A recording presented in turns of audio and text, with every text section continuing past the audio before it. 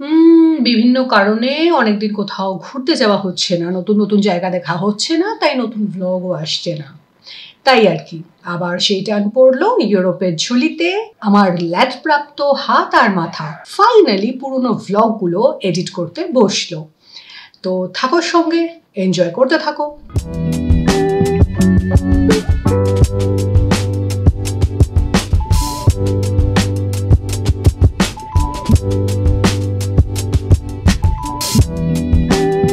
Hello, good morning সবাইকে। আজকে আবার একটা নতুন ব্লগ। অ্যাকচুয়ালি আমাদের প্ল্যান রয়েছে টোটাল 3 দিনের, আজ কাল এবং আগামী পরশু। আমরা 3 দিনের স্টকহোম সিটি ট্যুরের একটা প্ল্যান নিয়েছি। ভাই গো সিটি বলে একটা পাস হয়, তো সেটা বুক করে নিয়েছে, যে জন্য আমরা 3 দিন ধরে আমাদের ইচ্ছে মতো স্টকহোম সিটি তার আশেপাশের জায়গাগুলো ঘুরে দেখবো। তো আজকে প্রথম দিন, আজকে প্রথমেই যাচ্ছি ড্রটনিংহোম প্যালেসে, এবং প্রথমে ওই জায়গাটাতেই যাব, আমরা একটা বোট ট্যুর নেব। তো আমাদের প্ল্যান ছিল আমরা এখান থেকে স্টকহোম সিটি অবধি পেনেলটকে যাব, তারপর ওখান থেকে ক্লোরা মালার স্ট্যান্ড, না হ্যাঁ বোটের স্টপ, হ্যাঁ বোটের যে ডিপার্চার আমাদের ওখান থেকে, তো সেই অবধি আমরা যাব ঠিক করেছিলাম। কিন্তু ওয়েদার খুব খারাপ, প্রচুর বৃষ্টি হচ্ছে, কালকে রাত থেকেই মোটামুটি বৃষ্টি শুরু হয়ে গেছে, এখনও পুরো বৃষ্টি চলছে। সেই জন্য আমরা ঠিক করলাম যে আর ট্রেন বা মেট্রোর দিকে না গিয়ে একদম সোজা ক্যাবেই চলে যাব। তো আমরা সোজা এখন ওই ক্লোরা মালার স্ট্যান্ডে চলে যাচ্ছি, যেখান থেকে আমরা বোট ধরবো। তো সাথে থাকো তোমরা। পৌঁছে গেছি আমরা। তো আমরা এখন stroma.com, যারা আমার এই বোট সার্ভিসটা দিয়ে থাকে, তো সেখান থেকে আমাদের টিকিটটা নিতে হবে, নিয়ে তারপরে আমাদের বোট ট্রিপ শুরু হবে ট্রু ড্রটনিংহোম প্যালেস। এখন আমরা টিকিট নিতে যাচ্ছি। আমাদের বোটের টিকিট বুক করা হয়ে গেছে, ওই দিক থেকে আমরা বোটে উঠব। কিন্তু তার আগে যেহেতু আমাদের হাতে বেশ কিছুটা টাইম বাকি রয়েছে, প্রায় 45-50 মিনিট মতো, সেজন্য এত কাছে সিটি হল আমরা তাই এদিকটাতে একটু এলাম। বিখ্যাত স্টকহোম সিটি হল, এই বিখ্যাত সিটি হল, দুর্দান্ত একটা ভিউ। আকাশ পরিষ্কার থাকলে অবশ্যই আরো সুন্দর লাগতো, কিন্তু কিছু করার নেই।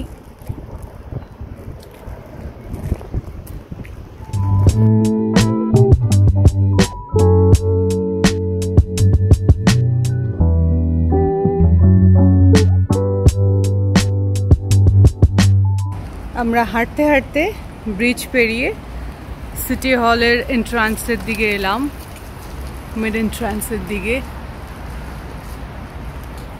তবে সিটি হলের শুধু ক্যাম্পাসের ভিতরটাই আমরা ঘুরে দেখেছি, একটু সময় কাটিয়েছি। হলের ভিতরে প্রচুর এক্সিবিটস রয়েছে, কিন্তু আমাদের হাতে সময় ছিল না, আর তাছাড়া মিউজিয়ামস দেখার প্ল্যান আমাদের অন্যরকমভাবে ছিল। তাই শুধুই ক্যাম্পাসে ঘোরাঘুরি আর একটু সময় কাটানো। বৃষ্টির একটা অপূর্ব সুন্দর সকালে লাগছিল দুর্দান্ত।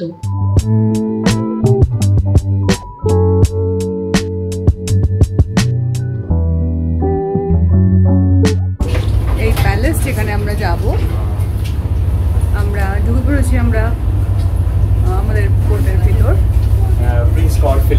প্রিন্স কর্ন ফিলিপ, হ্যাঁ এই বোটটা যে রাজার নামে। বোট প্রায় ফুল। তো আমরা উপরের ডেকটাতে রয়েছি, এর ওপরে যেটা আছে সেটা বেসিক্যালি রেস্টুরেন্ট প্লেস, তাই আমরা আর গেলাম না। তো এখান থেকে একটা সুন্দর ভিউ পাবো।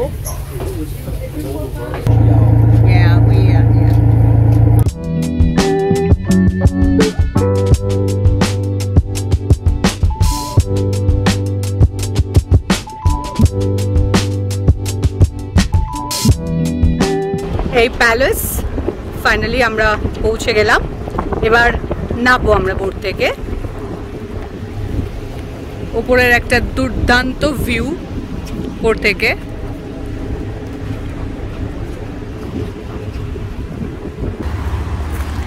ফাইনালি ড্রটনিংহাম প্যালেস ঠিকঠাক বললে।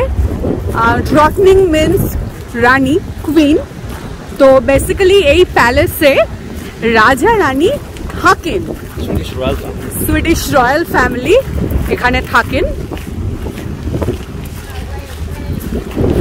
লাকিলি ওয়েদারটা এখন অনেক বেটার লাগছে, বৃষ্টিটা এখন হচ্ছে না, আর একটু একটু মনে হচ্ছে ফাইনালি সূর্যের মুখ দেখতে পাবো। তো ন্যাচারালি আমরা খুবই খুশি। আমরা সোজা চলে যাব প্যালেসের ভিতরে, কারণ সময় বেসিক্যালি একটা ট্রিপের জন্য 1 ঘন্টা এরকম করেই হয় আর কি, সিস্টেমটা এরকমই। তো আমাদের হাতে 1 ঘন্টার সময় আছে, খুব ফাস্ট আমরা যাব এবং কমপ্লিট করব আমাদের প্যালেসের ট্যুরটা।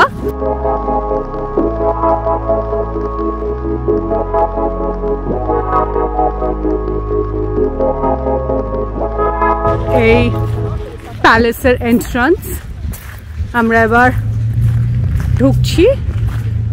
কিছু ইনফরমেশনস রয়েছে, একটু দেখে নিই। এটা বেসিক্যালি ওই ড্রটিংহাম প্যালেসের, এই প্যালেসটার ওপেনিং টাইম, আর পাশেরটা হচ্ছে গিয়ে চীনা স্লট, ওই চাইনিজ প্যাভিলিয়ন আছে সামনে, চাইনিজ প্যাভিলিয়ন ড্রটিংহাম প্যালেসের, তার ওপেনিং টাইম। এই ড্রটনিংহাম প্যালেস 17th সেঞ্চুরির দ্বিতীয় ভাগে তৈরি সুইডেনের সবচেয়ে ওয়েল প্রিজার্ভড রয়্যাল প্যালেসগুলোর মধ্যে একটা, এবং সপ্তদশ এবং অষ্টাদশ শতকের যে আর্কিটেকচার সেটারও একটা দুর্দান্ত উদাহরণ। এক্সপার্টদের মতে ফ্রেঞ্চ আর্কিটেকচারের একটা বিরাট প্রভাব পড়েছে এই প্যালেস তৈরিতে। বর্তমানে এটা ইউনেস্কো ওয়ার্ল্ড হেরিটেজ সাইট এবং সুইডিশ রয়্যাল ফ্যামিলির প্রাইভেট রেসিডেন্স। এই ঢুকছি আমরা এন্ট্রান্স দিয়ে।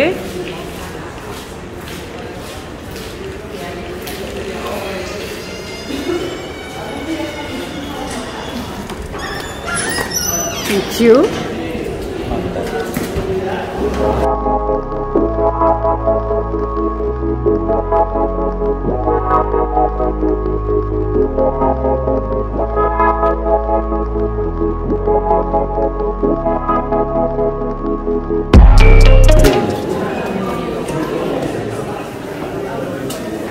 বর্তমানে প্যালেসের যে রূপ আমরা দেখতে পাচ্ছি সেটা তৈরি হওয়া শুরু হয় মূলত কুইন হেডউইগ এলিওনেরার উদ্যোগে।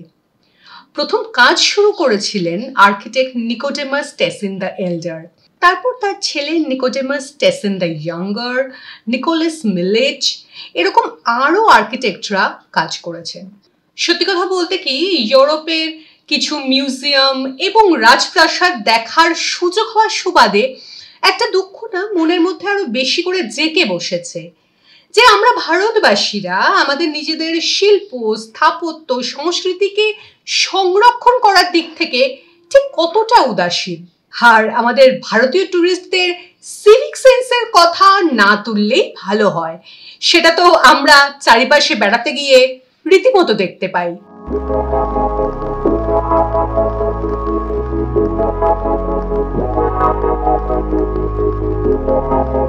ফোর্টের পুরনো স্ট্রাকচার এটা, তবে 1661 খ্রিস্টাব্দের ডিসেম্বর মাসে পুরো ফোর্ট পুড়ে গিয়েছিল, আর তারপরেই সেই প্রাসাদ যেটা আমরা আজ দেখতে পাচ্ছি।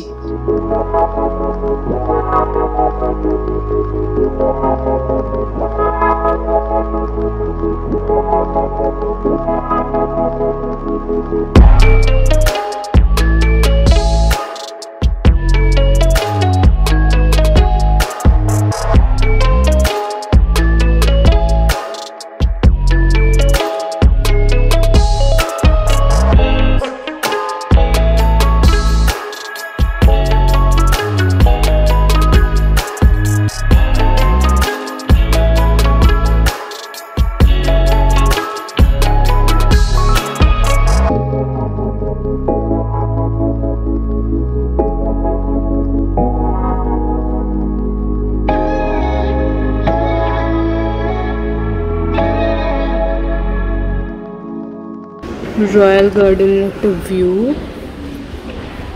বিশাল রয়্যাল গার্ডেন পেরিয়ে আমাদের গন্তব্য চাইনিজ প্যাভিলিয়ন, যেটা তৈরি হয়েছিল 18th সেঞ্চুরিতে, আর এটাও UNESCO world heritage site. Royal garden, দুর্দান্ত ভিউ।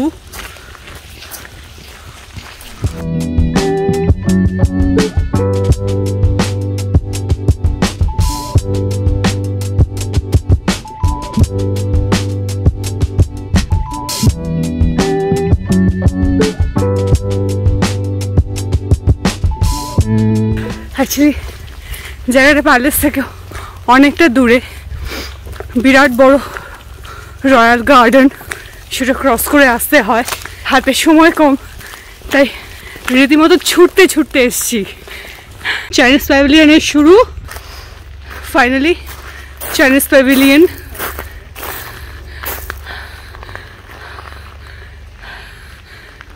আমরা আবার ফিরে যাচ্ছি। ফ্লোরা, লিখেছি নামটা, ফ্লোরা ম্যালারস্ট্রাট। আই হোপ আমি ঠিকঠাক বলছি।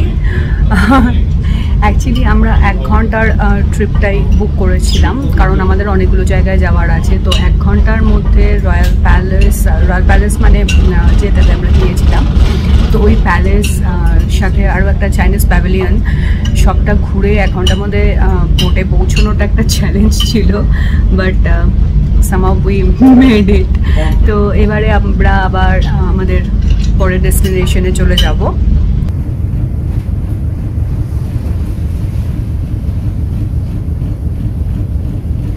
এই বোটটায় আমরা ফিরলাম। এবার শহরে কোনো একটা জায়গায় আমরা খাবো।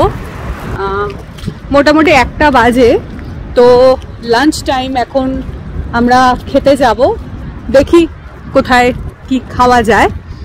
এটা মোটামুটি ভাই বলে থাকে ভাইয়ের এরিয়া, মানে ওর আশেপাশে চেনা পরিচিত জায়গা। সো দেখা যাক কি খাওয়া যায়।